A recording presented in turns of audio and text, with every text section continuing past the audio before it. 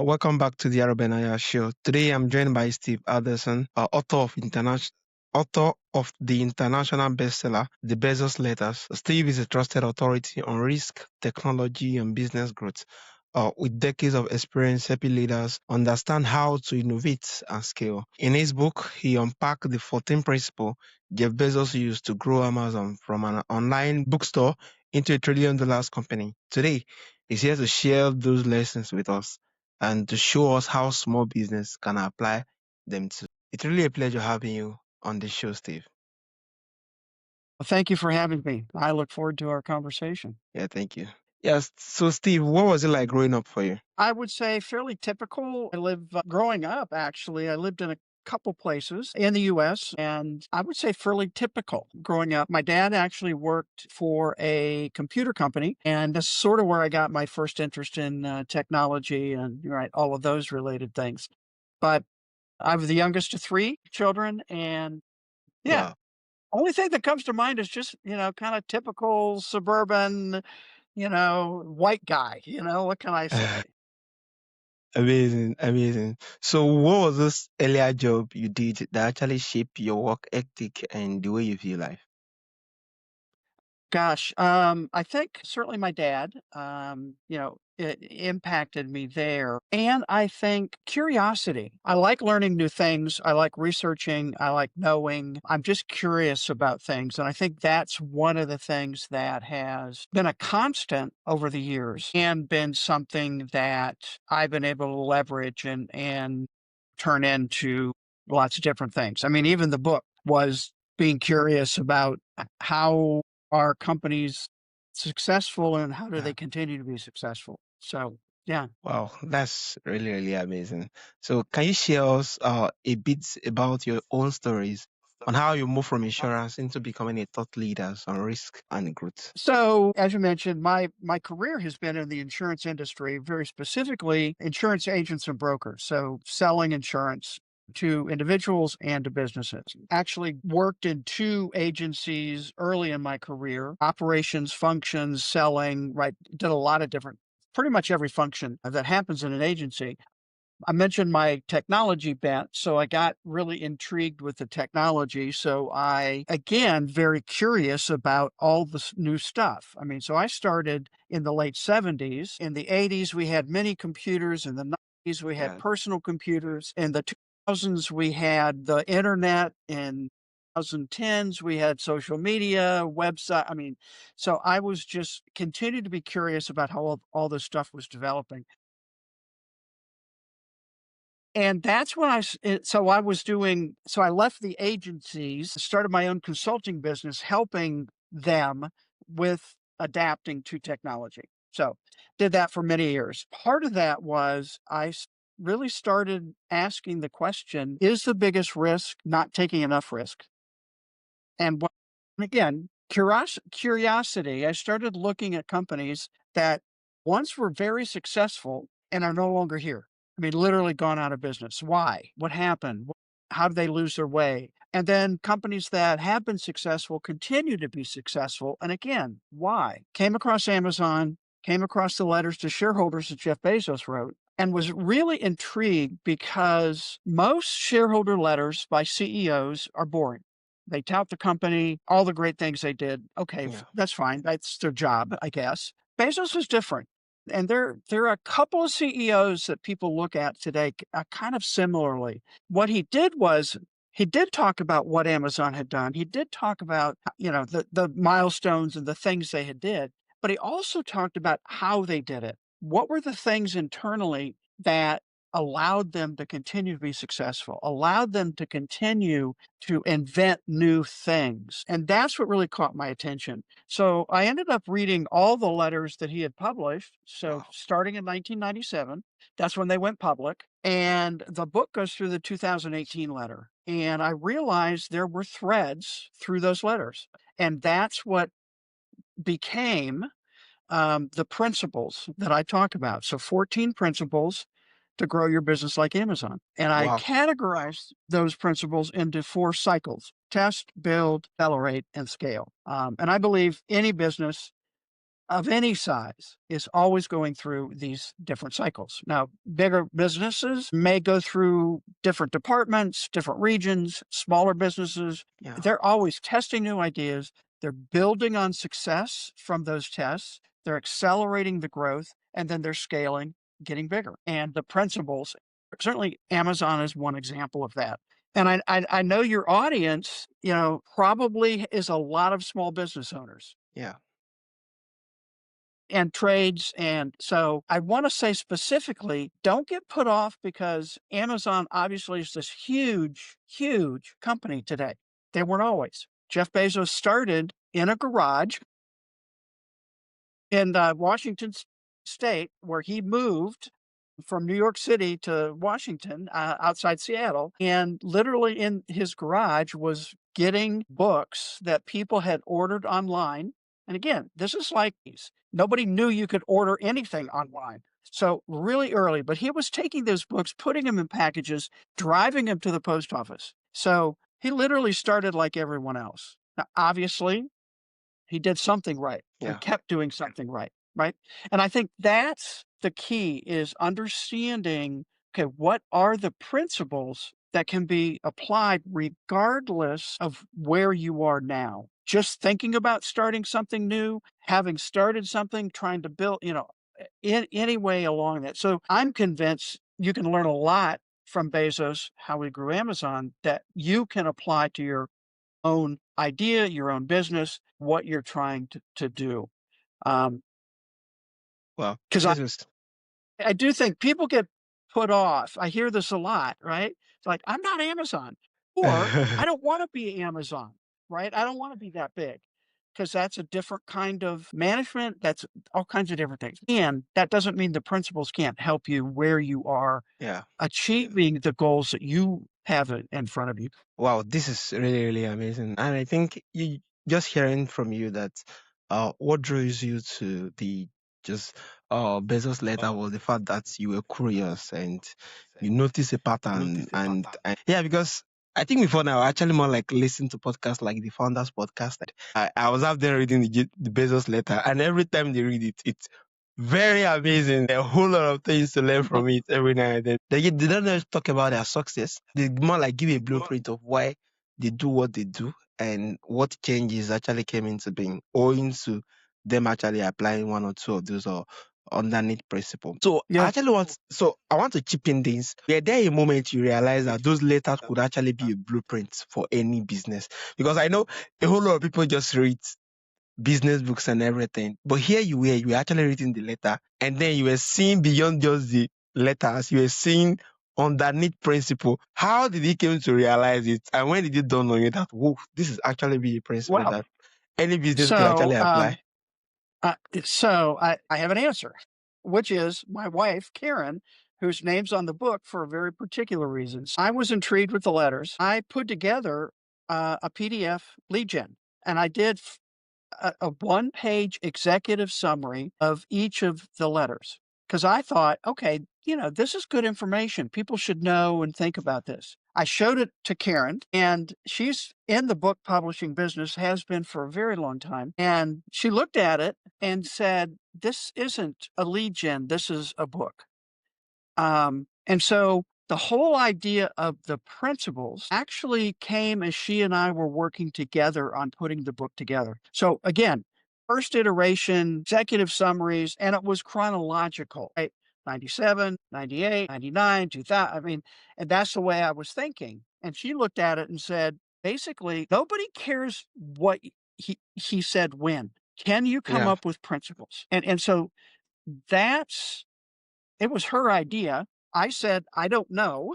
But literally, probably less than a week later, I had an initial set, I think, of 8 principles. We ended up expanding it to 14. But principles are timeless. And that's the whole idea that these things should be able to help any business owner think differently about, again, what they're building, what they're creating, how they can help employees, right? All those kinds of things. Wow, this So is that's where yeah, and it is, and the principles are evergreen. If they truly are principles, they last over time. It's not just it's old after a year. So that was her brilliance, and Yeah. I'm very fortunate that she was part of the mix. This is really amazing. I wish to even tell her thank you if she was close to the show. But a very big thank you to her for the fact that it was able to come to life. Because just looking at the 3, 4 key key building block you just put here, just speak volume to how business can be built. Because a whole lot of business, people want to go about it today without even just testing the ideas. They just want to go ahead and build, which most times they don't end up building on something customer does not need. And also, accelerating what customer does not need does not make any sense. And just seeing it here just speak volume to how business could actually be built, right? So you call Bezos the master key of risk. Why is risk taking at the heart of Amazon growth? One of the things that stood out to me, again, one of those threads was, and this is a phrase Bezos used a lot, we invent on behalf of the customer. And that's another principle I would maybe talk about. But Yeah. this experimentation idea is really deeply embedded at Amazon and with Bezos. And what he said was, if you're going to experiment, you're going to fail. Because if you do an experiment and you know it's going to work, that's not an experiment. And we need to experiment to find what the customer is going to want. And we need to create a culture where failure isn't punished. So Mhm. the very first principle and the test cycle is encourage successful failure. Now, typically you don't hear those words together, right? Successful failure. How can that be? And literally that phrase came from the movie Apollo 13. So again, I don't, 70s, Apollo 13 was going to the moon, was going to, land on the moon. Again, we already had people on the moon, but this is a Yeah. continuing one. They had an explosion partway to the moon, and all of a sudden it became, can we get these astronauts back home? And they did. Great movie. Ron Howard, called Apollo 13, if you're interested, if anybody listening is interested. But at the end of that movie, they did get the 3 astronauts back. They had picked them out of the recovery out of the ocean. They were getting off in the movie. They were getting off the helicopter on the deck of the Iwo Jima aircraft carrier. And Tom Hanks, who played Jim Lovell, the commander of the mission, is narrating, and he says, our mission, Apollo 13, became known as NASA's most successful failure. Failure because they didn't get to the moon, successful because they got all 3 astronauts back alive. Mhm. And that's, again, that kind of encapsulated for me Bezos' thought of experimentation. You don't want to fail. You try not to fail. You're going to fail. And what can you learn from that going forward? And I also want to say, 'cause I feel like I always have to, this is not who cares. This is not like throwing spaghetti against the Yeah. wall. This is intentional. And Amazon has an intolerance for incompetence. So this is not that. If you're incompetent, you're going to go. Yeah. But this is the recognition that smart people don't always get it right. And I have a quote from a friend of mine in the book that says employees aren't afraid of failure. They're afraid of the consequences of failure, meaning, Yeah. it, am I going to get fired? Am Yeah. I going to be demoted? Am I going to, right? What's going to happen? And when you start creating that culture, then people aren't going to be willing to step Yeah. out and try something new. And try new things. Yeah. Wow. Amazing. Amazing. Amazing. Thanks for giving that analogy. It just speaks volume to what successful failure means, being that you could actually learn from the failure and use it to actually more like do better things with what you are trying to kind of work on hand, rather than killing the culture of taking risk, failing and everything. Lying in failures, that's where a whole lot of opportunity is, but need to be tried and getting it right. So how can entrepreneur tell when they are taking too much risk or not enough? That's really hard. I'll just be upfront. It's a balancing act. And I hear people say, like, well, Amazon now, they can take all kinds of risks because they've got all kinds of money. Maybe true, maybe not. Amazon's still testing risk. I mean, let me give you an example. During the pandemic, Amazon grew really rapidly, right? Because we all started relying on Relying on. Amazon to get our stuff because we weren't going out with all of that kind of stuff. So Amazon really grew because they had to meet the demand, but they grew too fast. Once, the last few years, things have settled down. They had too many people. So they laid off a lot of people. They cut programs. They did, so was Was that a risk they shouldn't have taken? Or are they course adjusting now appropriately? And again, when you're running a business, those are some of the hard decisions that that you have to make. So I would say, let me add another principle here talking about this. How do you Yeah. know when you're taking too much or not enough? The principle is I'm just lost it. In the accelerate cycle, it's called generate high velocity decisions. So Bezos' decision making really relies on two types of decisions. He calls them type 1 and type 2. Very unoriginal. Yeah. Type 1 decisions are bet the company decisions. They are big, they are impactful, they are hard once you make the decision, they are hard to reverse or change. He says those decisions should be made slowly with as much information as you can gather Yeah. and probably will rely more gut than just data. But all of that's important. He says the problem is those type of decisions are few and far between for a company. Type 2 decisions are easily reversible. You move forward, progress, action is good, and a type 2 decision can be easily reversed. He describes it as walking through that door. You look around and go, "This is not what I thought. This is not the direction I want to go." So you Yeah. pivot or walk back, cancel the decision. He said the problem is what he said. So type 1, very few. Type 2, most decisions a company make are type 2. He says the problem is as a company grows, they tend to turn type 2 decisions into type 1 decisions. So think about it. They add middle management.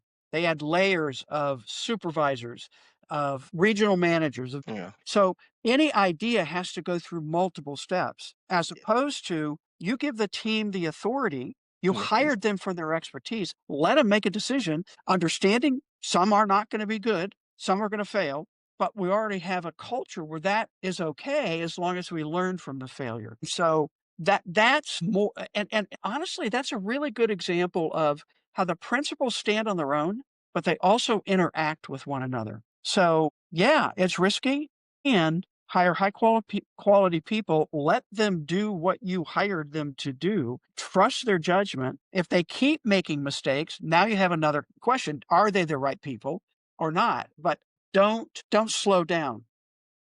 Because Yeah. what Bezos says, as you move type 2 decisions to type 1, all that happens is it slows down growth. Yeah. Slow down, growth. Yeah. Yeah. Amazing. Amazing. Thank you, Steve. Also, you outlined four growth stages, which is test, build, accelerate, and scale. Can you briefly explain how they work together? It's a cycle. And again, I have a graphic in the book that literally shows arrows going to each one and then coming back. So we're starting a new, trade business. We know, kind of what we think we can do. We think there's a market, right? All those kinds of things. But you're testing the idea. Who is the market?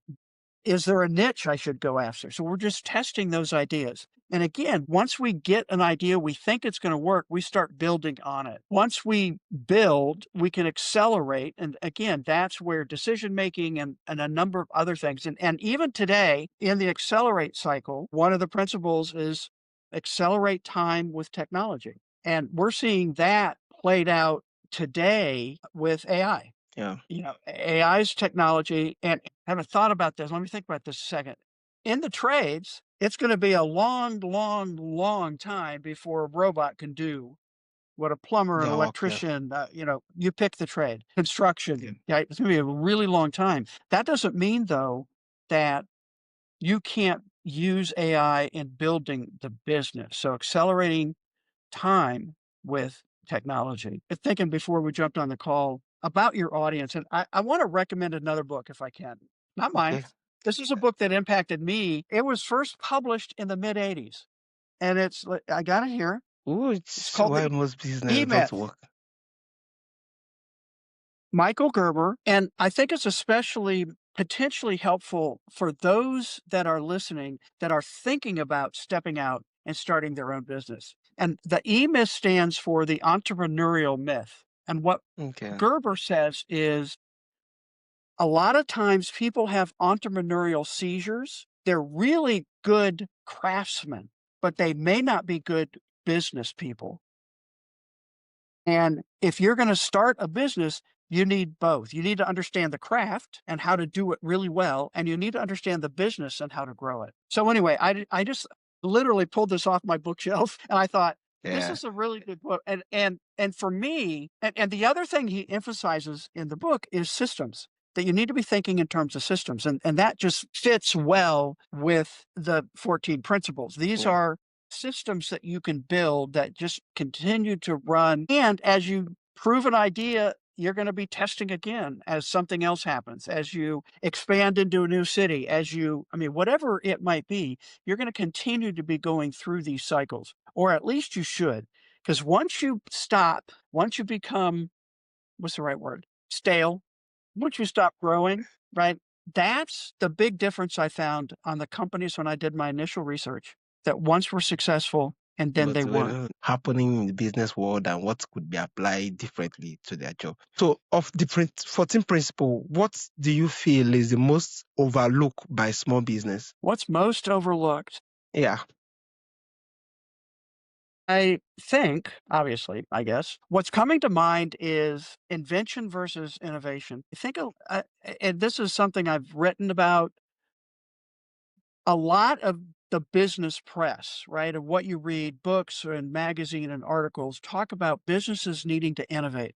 I think one of the things that can set Amazon apart and can set any business apart is thinking of invention first. I already mentioned this phrase. Bezos wanted to invent on behalf of the customer.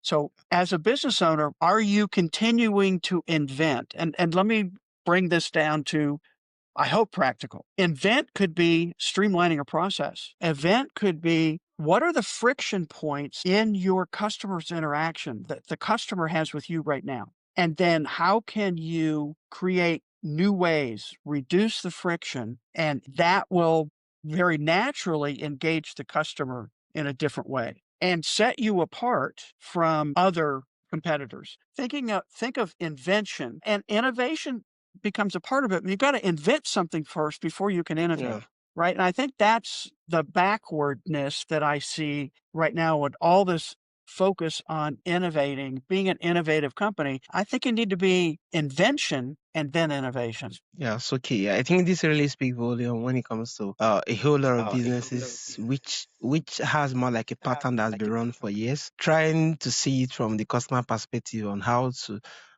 invent in terms of reducing the friction and reducing the process to that most times it delays the outcomes. I think it's going to be very, very welcoming when you actually more like view the customer as the endpoint, not just more like just a normal day fulfilling what needs to be done, but seeing it as how can we reduce the friction, how can we do better service, what can actually aid the delivery faster and better compared to what has been happening a long time before we actually even come to this business.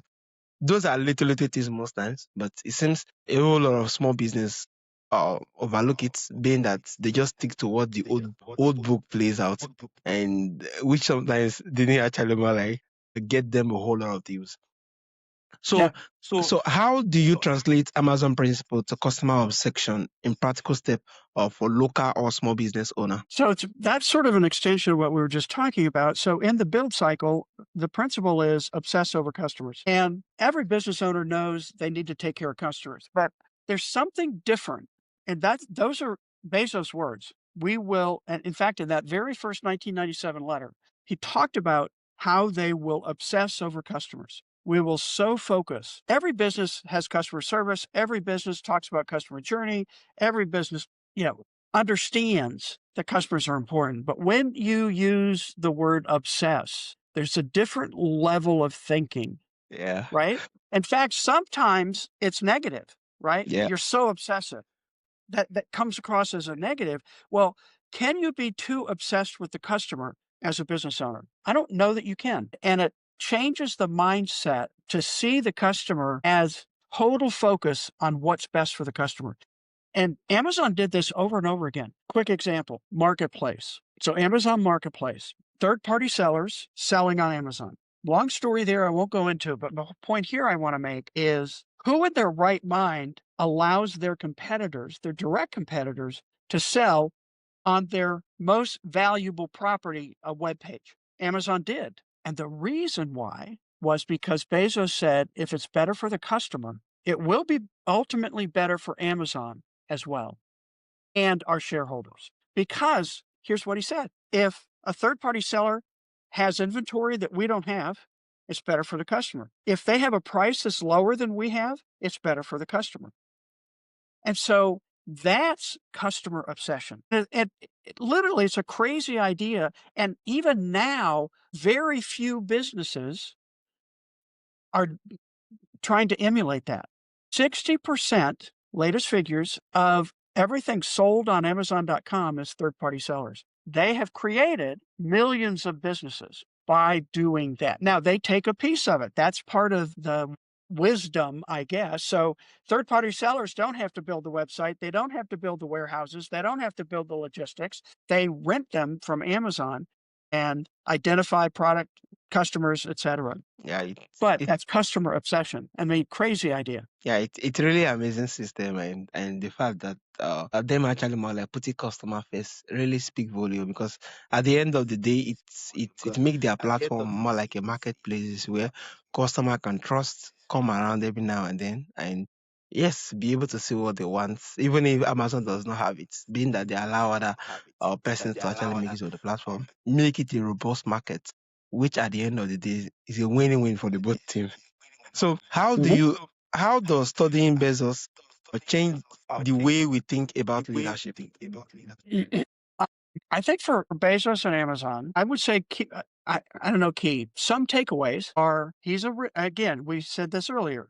He's a risk taker, but he does whatever he can to mitigate the risk, but doesn't shy away from it. I think that's one as a leader. You know, what right now are you not doing because you think it's too risky? And what can you do to reduce the risk and still make progress stepping forward? The other one that I'm thinking is Bezos was very counterintuitive. The marketplace is an example. Yeah. Prime, so shipping, free shipping, 2-day shipping. Prime is another crazy thing. How can we afford this? The leadership team, when he brought that up, thought it was crazy. But again, that's customer obsession. That's taking advantage of their logistics network. That's counterintuitive. Don't be afraid of coming up with crazy ideas and testing them. I go back to experiment. Crazy idea, test it. Don't bet everything on it. Test it to see how it works. Amazon Marketplace, that was their third iteration of how to add third-party sellers. That's the longer story. Yeah. They tried two other different ways that didn't work, that customers didn't like. They finally got it right, and then they were able to build, Yes. accelerate, and Yeah. scale. Wow. Amazing. Amazing. Thank you, Steve. So what role does long-term thinking play in building a sustainable business? I'm going to go back to that 1997 letter. Again, a really important document in this whole thing. Okay, yeah. And so there were several areas that we already talked about. Customer session, he talked about there. One of the other areas he talked about was long-term thinking. And what he said was, we will make decisions for the long term, not short-term Wall Street expectations. So they had just gone public. And he basically said, if you are buying our stock because you think it's a short-term bet, probably don't want to do that. He actually said, we will make decisions for the long term. And what that meant was the first probably 10 years, they lost money because they were building and they were reinvesting. And so that takes long term thinking and having a vision, being able to execute the vision, being able to stick to the vision. And let me do a non Amazon. I'm trying to think how I want to phrase that. You may have heard Jeff Bezos started a space company called Blue Origin. Yeah. Started that company in the early 2000s because he had a vision for people going to space. And in fact, he was the valedictorian of his high school graduating class, and his valedictorian speech talked about the Earth being a national park and people living in space. A vision, an idea, crazy at the time. He's been thinking about that for a very long time and now starting to come to fruition. I'm not saying you need to start a space company. What I'm saying is, if you've got an idea, it may take a long time. Yeah. If you have a vision for something, it may take a long time. That doesn't mean you should give up. And it doesn't mean short-term failures won't lead to long-term success. Amazing. Thank you so much, Steve. I think it just shows the power of what vision can actually bring into play. Not just vision, but the fact that one is patient alone to stay at it, because not every vision is being bettered immediately. It's a long-term process. And for the fact that his letter and his able to just speak volume to what he was looking at. He was even making reference of the fact that, yeah, if you're getting stuck, not just for now, but be sure that, yes, over time it's going to make us profit, but it Yeah. has to be in long term. Just see, playing the game of a long term game as an entrepreneur will actually more like help us win and help us do a whole lot of things towards building the business. Other than let's he just hit it 1 or 2 years, we also have got to this particular stage. And this just speaks volume to a whole lot of business which have actually who was successful before and couldn't sustain their success owing to they were not taking long term but just short term. So if Mhm. Bezos were mentoring young entrepreneurs today, what do you think he will emphasize first? I'm going to bring in another principle. Yeah, The very definitely last, inspirational. the very last principle, number 14, it's called believe it's always day one. Hmm. And that's one of those threads that's in every single letter that he wrote. He Wow. always ended the letter well, in that first 97 letter, what he said was, "This is day 1 for the internet." Right? 1997, internet was people were still going, "This is stupid. People aren't gonna Uh-huh. go up." But what he said was, "It's day 1 for the internet and for Amazon.com if we execute well." And so he ended every letter with some form of, "It's still day 1, it's always day 1." It's that idea of the excitement when you first start, Yeah. right? When you first open the door, keeping that excitement. He was asked a question at an all hands meeting. Wow. Jeff, what? Let me give me the quick story to emphasize this, if I may. Okay. Jeff, what does day 2 look like? And he kind of chuckled. He said, "I think I know the answer to this. Day 2 is stasis, followed by irrelevance, followed Hmm. by excruciating, painful decline, followed by death. And that's Woo. why it's always day 1." Now, again, back to my original, the companies that once were successful and no longer here, you pretty much can follow that process. It may take 20 or 30 years, but once you start down that, it's really hard to change. So keeping that mindset. Now, what he said was there are 4 things that I've identified that can help fend off day 2. Customer session, we talked about, a skeptical view of proxies. So processes or procedures that no longer serve the customer. Number 3 is eager adoption of external trends. And again, that's AI and all that stuff going on now. Amazon's always been early and trying to experiment because they experiment, right? They don't know. And then the final is high velocity decision making, which we also talked about. Yeah. So those are the things that help a company keep in a day 1 mindset. It is a really pivotal for Bezos and Amazon and for any size company to keep that mindset going. Wow. I think this is really, really amazing because believe there is always the one is the fact that you stay curious as a business person. Just believing on the possibility that there's definitely going to be a whole lot of great things to do every day, other than seeing it as, yeah, we started yesterday, this is day 2, which day 2 from a soul perspective is boring, still, and a whole lot of things is not actually coming into being. And you just viewing it that, yes, the one should actually come from the perspective of you're inspired, you're willing to actually do a whole lot of outstanding work, and it's really, really amazing. Thanks for sharing the stories and not just the principle alone, Steve. Thank you so much. Yeah, so Steve, more like how can my audience connect with you? How can they learn more from you? And how can they do business with you? So the book's available on Amazon if you're interested. The book website is thebezosletters.com and Steve at thebezosletters.com if you want to connect with me there. My social platform is LinkedIn. So if you're on LinkedIn, connect with me there. Steve Anderson Bezos or Steve Anderson Insurance. It should pop up. And yeah, let me know if you want to connect on LinkedIn that you listen to the podcast. I'd be glad to connect with you. Wow, wow, amazing. Definitely, I'm going to add them on the show notes for my audience to actually easily connect with you. So, Steve, thank you for breaking down this principle and showing us that what will work for Amazon can also work for everyday business. For those listening, you can dive deeper into the Steve work and download free resources at thebezosletter.com. Remember, growth, risk require risk, but with the right mindset and principle, risk becomes the path to real opportunity. Until next time, keep building, keep innovating, and keep moving forward. This is the Arabian Aya Show. Once again, it's really a pleasure having you, Steve. Yeah, thank you so much. Thank you.